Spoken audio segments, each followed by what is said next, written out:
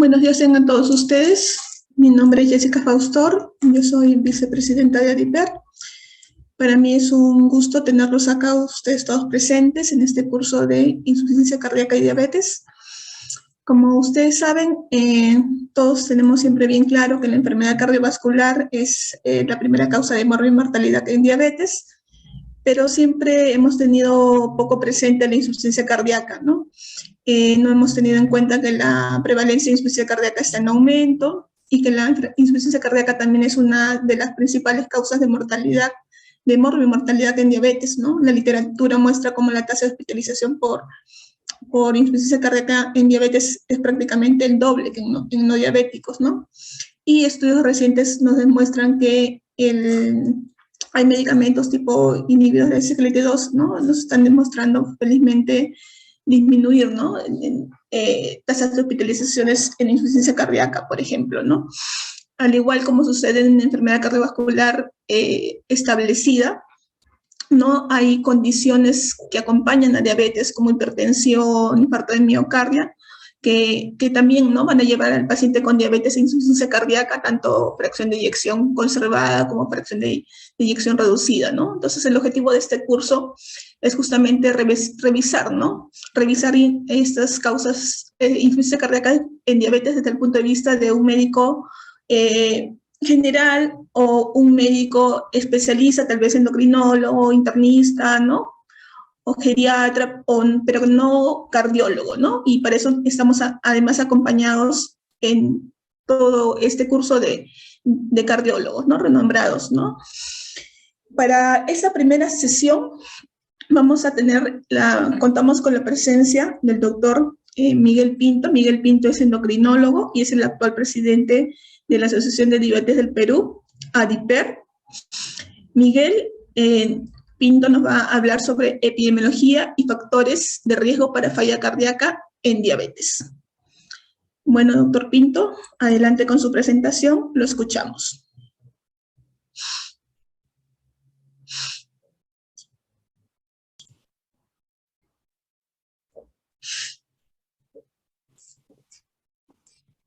Estimados amigos, muy buenos días, bienvenidos. Mi nombre es Miguel Eduardo Pinto Valdivia, soy médico endocrinólogo y actualmente me desempeño como presidente de la Asociación de Diabetes del Perú.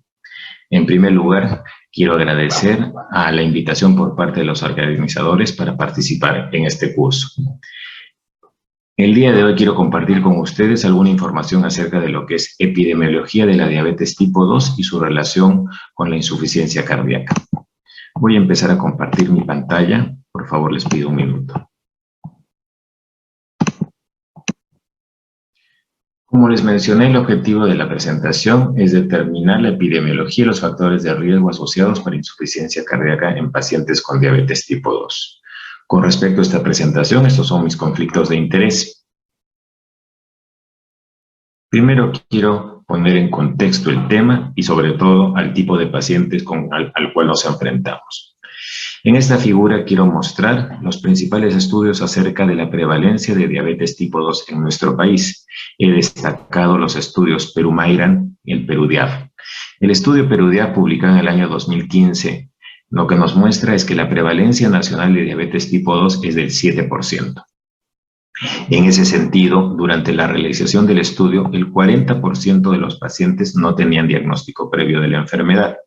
La ciudad de Lima tenía la más alta prevalencia, que era de 8.4%, y el 22.4% de los participantes evaluados tenían una glucosa alterada de ayunas, es decir, tenían un mayor riesgo para desarrollar en el futuro diabetes tipo 2. Por otro lado, el estudio Perú-Mayran del grupo de crónicas de la Universidad Cayetano Heredia lo que encontró fue una gradiente en la prevalencia. Era menor en la zona rural, aumentaba en los migrantes y era mayor en la población urbana.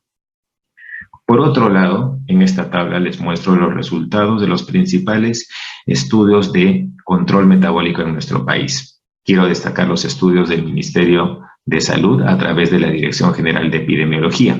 ¿Por qué? Porque al revisar los reportes, alrededor del 30% de los pacientes que participaron no tenían un dosaje previo de hemoglobina glicosilada. En general, solamente el 35% de los pacientes que participaron en estas encuestas tienen un valor de hemoglobina glicosilada menos de 7%. La hemoglobina glicosilada promedio es de alrededor del 8%. Con esta información, en el año 2014 realizamos un estudio de control metabólico en pacientes tipo 2 en el Hospital Cayetano. Y estos son los resultados. La edad fue de 61 años, el tiempo de enfermedad de 9 años, era frecuente otros factores de riesgo para enfermedad cardiovascular, como son la hipertensión, la dislipidemia y el antecedente de enfermedad cardiovascular establecida. Por otro lado, habían complicaciones como el pie diabético y la nefropatía. En este estudio lo que encontramos fue que el promedio de la hemoglobina glicosilada fue de 7.9%, que solamente el 34% de los pacientes evaluados tenían un valor de hemoglobina glicosilada menor al 7%, solamente la mitad lograba el objetivo de LDL menor a 100 y solamente 2 de cada 3 tenían un control adecuado de la presión arterial sistólica, teniendo en cuenta las características de la población: hipertensión, dislipidemia, enfermedad cardiovascular y complicaciones. Por otro lado, solamente el 12% tenía bien controladas las 3 variables principales y otro 12% no había controlado ninguna de las otras variables. Y probablemente un factor importante para este mal control metabólico sea los medicamentos que tenemos a nuestra disposición. La mayoría de los pacientes reciben monoterapia con metformina, por lo menos 1 de cada 3 recibe la combinación de sulfonilurea y metformina, y 1 de cada 4 recibe una dosis de insulina, sobre todo lo que es insulina NPH, como aporte basal. Y lo que quiero destacar en este gráfico es que a pesar de la probada ventaja en la reducción del riesgo de eventos cardiovasculares, estamos subutilizando otras terapias, como por ejemplo los YECA, los ARA, la aspirina y sobre todo las estatinas. Pueden ver que solamente 1 de cada 3 de este grupo de pacientes diabéticos con alto riesgo de enfermedad cardiovascular recibe estatinas. Si nosotros llevamos este grupo de pacientes y los evaluamos en las categorías de riesgo que plantea la Sociedad Europea de Cardiología, junto con la Asociación Europea para el Estudio de la Diabetes, podemos ver que la mayoría de ellos caen en la categoría de muy alto riesgo o de alto riesgo, por el tiempo de enfermedad, por el daño de órgano blanco, por la presencia de 3 o más factores de riesgo como es hipertensión, dislipidemia, tabaquismo y el antecedente de enfermedad cardiovascular, y deberían estar recibiendo un tratamiento más moderno con probada eficacia para disminuir lo que es eventos cardiovasculares y complicaciones como la nefropatía o la insuficiencia cardíaca. Hasta este momento, para poner en contexto las cosas, la prevalencia de diabetes tipo 2 en nuestro país es del 7% a predominio urbano, a predominio de la costa y a predominio de las grandes ciudades. Más o menos el 35% de los pacientes tienen una hemoglobina glicosilada en meta, es decir, menos del 7%. La hemoglobina glicosilada promedio es de alrededor 8% en hospitales de Minsa y eSalud. Entre 40 y 50% no cumplen los objetivos de presión arterial sistólica ni LDL.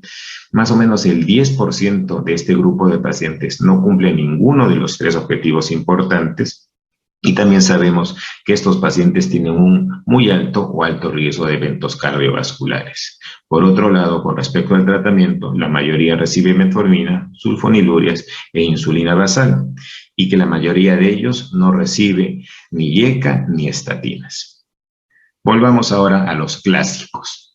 El clásico estudio de Framingham en el año 1974 publica los resultados de 18 años de seguimiento en más de 5.200 pacientes acerca de la relación de diabetes tipo 2 e insuficiencia cardíaca.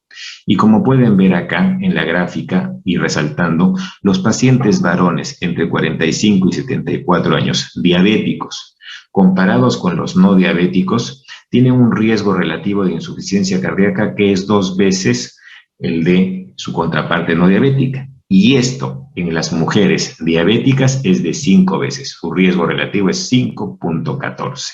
Esto ya se había publicado en 1974. Y en la gráfica o en el cuadro del lado derecho podemos ver que esta relación, este riesgo relativo aumentado, excluyendo los pacientes que ya habían tenido enfermedad coronaria o reumática, se eleva en los varones a 3.79 y en las mujeres a 5.48. Entonces ya un estudio clásico encontró que el paciente diabético tiene mayor riesgo para desarrollar insuficiencia cardíaca. Recientemente se han publicado estas revisiones. En primer lugar, Lancet en el 2015 establece cómo cuando vemos de acuerdo, categorizado de acuerdo a la edad de base un seguimiento, el paciente diabético ya desde muy temprana edad tiene un mayor riesgo de desarrollar insuficiencia cardíaca. Y pueden ver cómo a medida que envejece el paciente diabético va aumentando de manera importante su riesgo y la prevalencia para desarrollar insuficiencia cardíaca.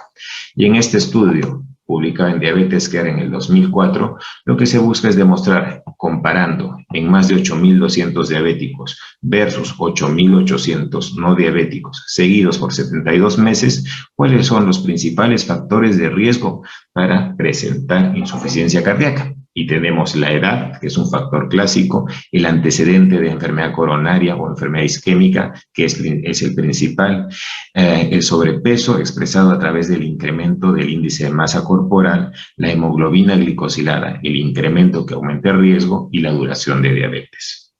Entonces ya sabemos que la diabetes está asociada a un mayor riesgo de insuficiencia cardíaca, que este riesgo aumenta con la edad y que hay factores de riesgo clásicos y otros asociados a la enfermedad como un mal control metabólico y la duración de la diabetes que van a generar esto. Este es el registro sueco de insuficiencia cardíaca publicado en el año 2014, en que todos los pacientes con insuficiencia cardíaca, con diagnóstico clínico de insuficiencia cardíaca, donde se compara a diabéticos con no diabéticos y seguidos por casi 2 años en promedio, podemos ver que el paciente con insuficiencia cardíaca y diabetes tiene una mayor mortalidad. Y eso se expresa aquí en lo que son las curvas de sobrevida de Kaplan-Meier. Pueden ver acá en los que tienen menos de 65 años y acá en este lado, hacia el lado derecho, en los que tienen entre 66 y 80 años. Quiere decir que el paciente con insuficiencia cardíaca, que además presenta diabetes, tiene un mayor riesgo de morir. Este estudio también ya clásico, el estudio de Reykjavik en Islandia, donde se evalúan a casi 20.000 personas, es un estudio poblacional, que fueron seguidas por más de 21 años y se establece la prevalencia de insuficiencia cardíaca según glucosa. Acá no eran solamente pacientes diabéticos, lo que está demostrado en las barras oscuras, sino eran pacientes que para esa época tenían la definición de regulación anormal de la glucosa y los que no tenían ni diabetes ni regulación anormal eran normoglicémicos. Fueron estratificados por edad, hombres y mujeres, y pueden ver cómo a partir de los 40 años el paciente con diabetes ya establecida tiene un mayor riesgo, una mayor prevalencia de tener insuficiencia cardíaca. Y que inclusive antes de que la persona tenga el diagnóstico de diabetes tipo 2, hay una mayor prevalencia o frecuencia de lo que es insuficiencia cardíaca, tanto en hombres como en mujeres. Definitivamente, los que se complican más son los diabéticos con el diagnóstico ya establecido. Y en este mismo estudio, en esta misma cohorte de casi 20.000 personas, también lograron establecer que la mortalidad según glucosa en pacientes con insuficiencia cardíaca, los que llevan la peor parte son los que tienen los dos factores, como son diabetes más insuficiencia cardíaca. Acá pueden ver lo que está ajustado para el HR ajustado para otras variables como pueden ser edad, antecedente de enfermedad coronaria, etcétera, es de 2.1 y que inclusive los pacientes que tienen glucosa anormal más insuficiencia cardíaca tienen un mayor riesgo de morir, tanto en hombres como en mujeres. Entonces, no es necesario tener el diagnóstico de diabetes tipo 2 para tener un mayor riesgo de desarrollar insuficiencia cardíaca o, peor aún, de morir por una complicación de la insuficiencia cardíaca, sino que este riesgo ya se encuentra aumentado desde la intolerancia a la glucosa, desde la prediabetes, desde la hiperglicemia. En este mismo estudio, este artículo de revisión de Lancet del 2015, lo que se presenta son los resultados del estudio UCA-PDS. Como bien ustedes recordarán, el UCA-PDS lo que hace es comparar la terapia intensiva con metformina, con sulfonilurias, con insulina versus el tratamiento estándar para esa época. Estamos hablando de los años 70. El UCA-PDS lo que encontró fue una incidencia de 2.3 a 11.9 casos de insuficiencia cardíaca por cada 1.000 pacientes por cada año, en el seguimiento de 10 años.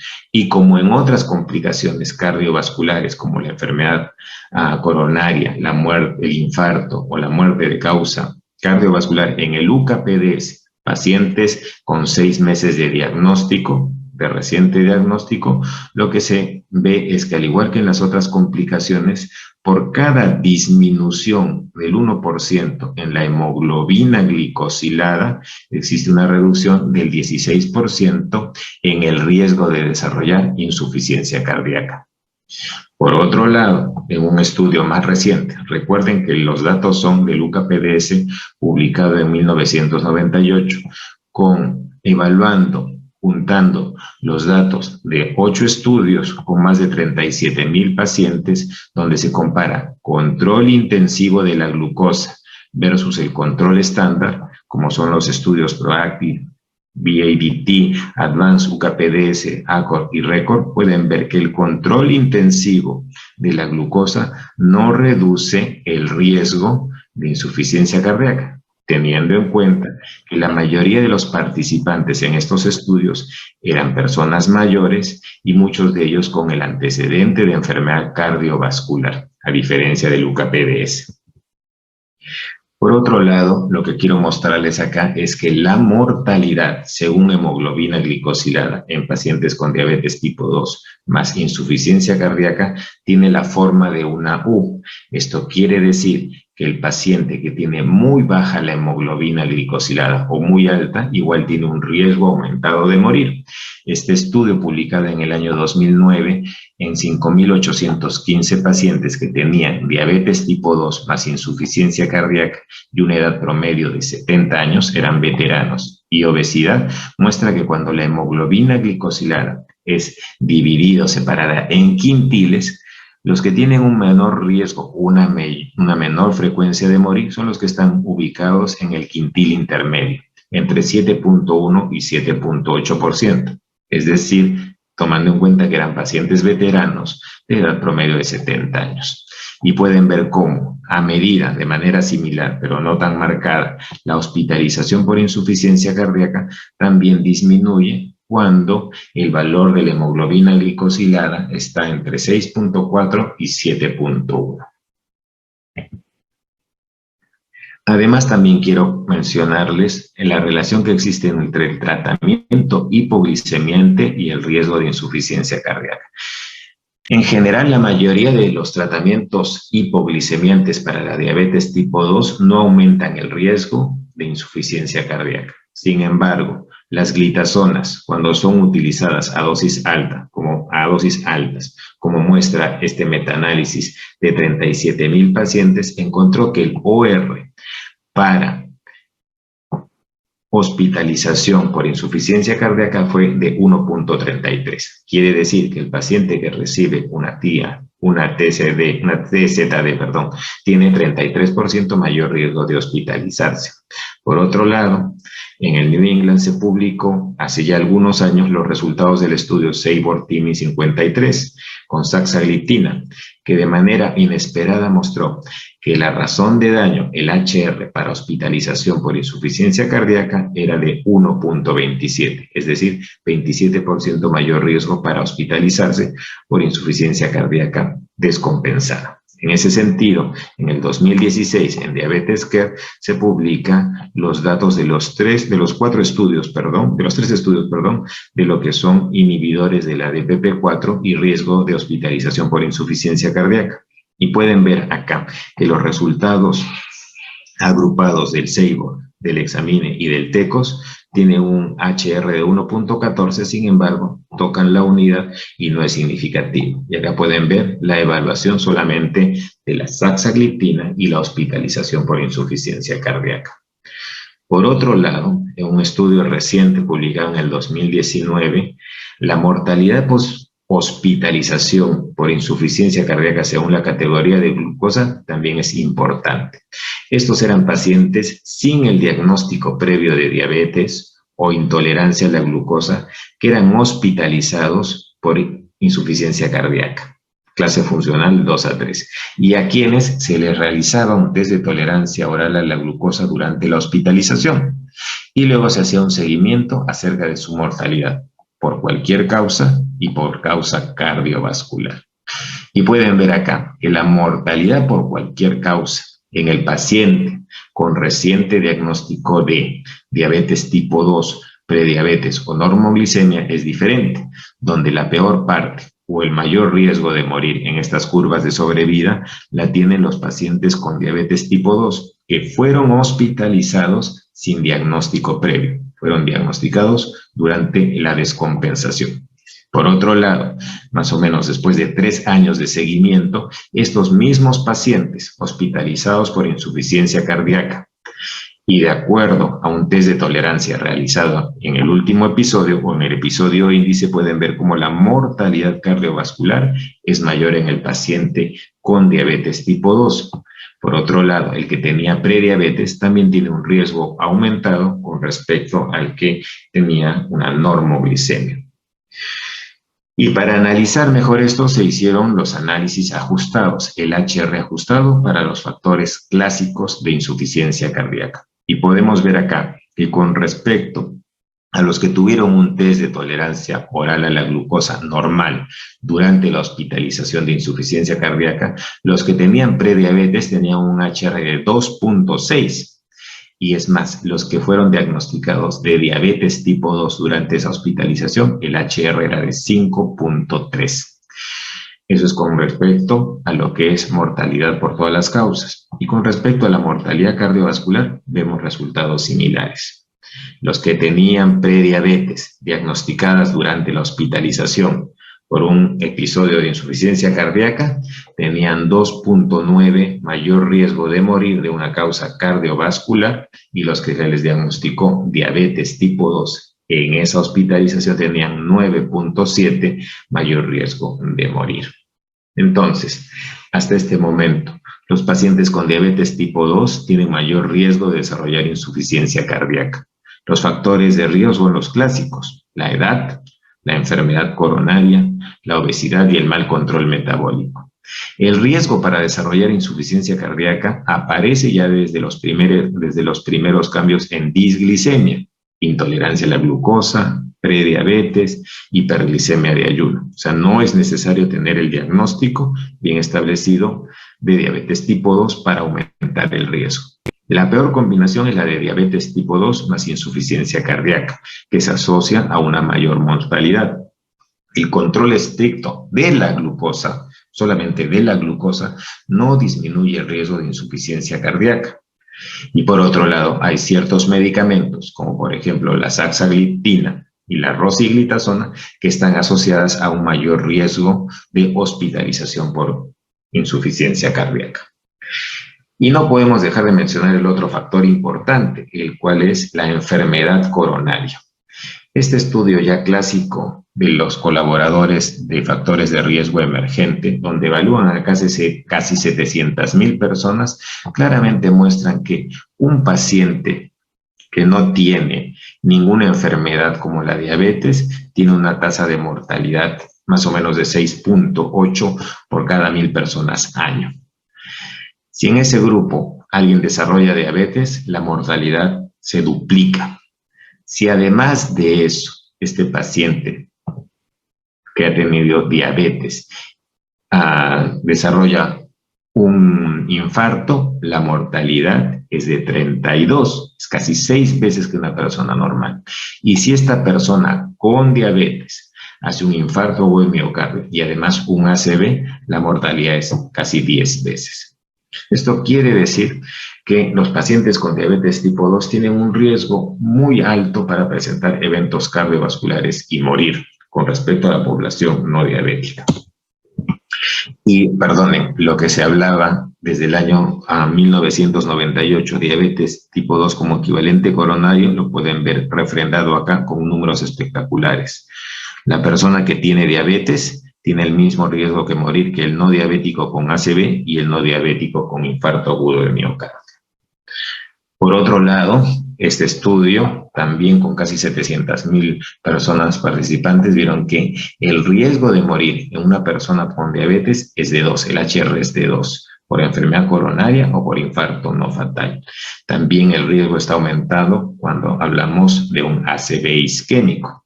Y también está aumentado cuando hablamos de enfermedad cardiovascular o otras enfermedades vasculares. Sin embargo, este aumento de riesgo de morir por evento cardiovascular se presenta inclusive antes de alcanzar los niveles de glucosa necesarios para el diagnóstico de diabetes tipo 2, como pueden ver acá. El que tenía diabetes conocida al ingreso tenía este riesgo, 2.36, el que tenía más de 126 y 1.61 el que tenía menos de 126. Pero el que no tenía el diagnóstico de diabetes, el diabético recién diagnosticado, sobre todo el que ya tiene cierta elevación de la glucosa, pueden ver cómo está aumentado el HR para tener eventos coronarios. Entonces, quiero terminar mencionando las guías, que es el otro factor importante. Hemos visto dónde estamos situados, cuál es la historia de esta relación. Vamos a las guías. Esta es la última guía publicada por la Asociación Americana de Diabetes y el Grupo Europeo para el Estudio de la Diabetes. Y quiero resaltar algo acá muy importante. En primer lugar, lo que es el tratamiento independientemente de la hemoglobina glicosilada en el paciente diabético que tiene ciertas características, ya sea riesgo de enfermedad isquémica, ya sea insuficiencia cardíaca o ya sea nefropatía diabética o enfermedad renal. Entonces, claramente, a la luz de los últimos resultados, a la luz de los beneficios demostrados por los inhibidores del SGLT2, la guía muy elegantemente toma esta información y la incorpora. Y eso va a ser desarrollado a lo largo de esta mañana en las siguientes exposiciones.